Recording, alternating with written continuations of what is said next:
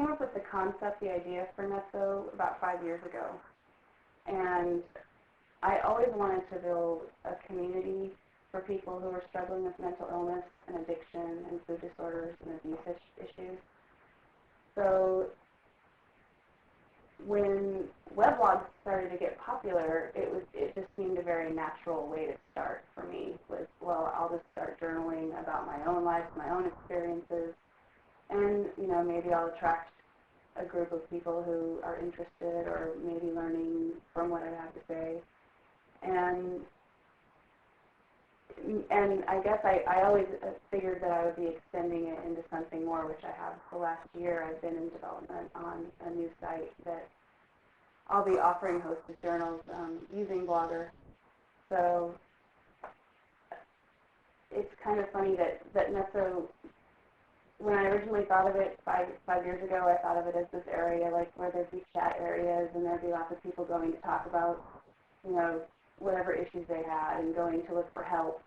That was one of my big concerns, I guess, was trying to build a place where there is some information available to people who've just been diagnosed or to friends and family of people who've just been diagnosed and are looking for alternative types of information, not just the typical information that you can find like in the traditional Western psychiatric community. My own path has been, I went that route, and I still actually do see a psychiatrist, and I take medications and things, but the things that have been really helpful to me have been journaling, making art, like talking with other people who had the same kinds of problems that I had. I got much more out of that kind of interaction than out of any of the doctor's visits that I've had over the years. How big do you think the new site will be in terms of the number of people who set up blogs there? I have no idea.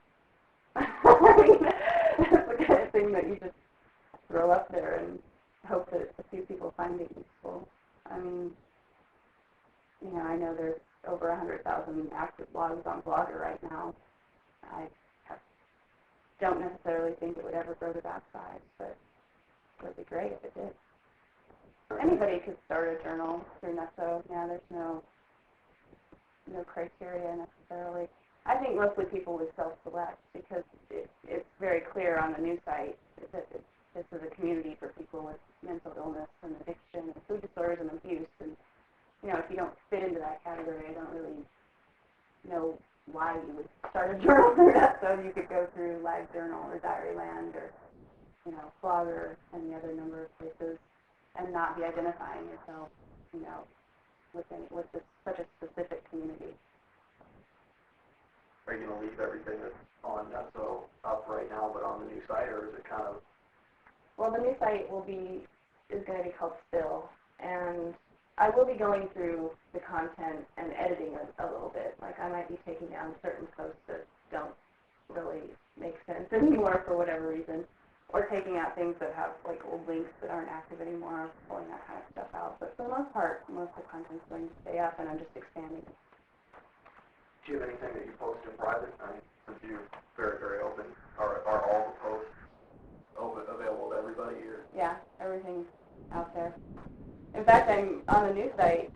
I'm going to be even more, a little bit frightening. I'm actually going to be posting records from a hospital stay in 1995 when I was in a psychiatric hospital, and I'm posting some much more personal type stories, longer stuff, essays and poetry.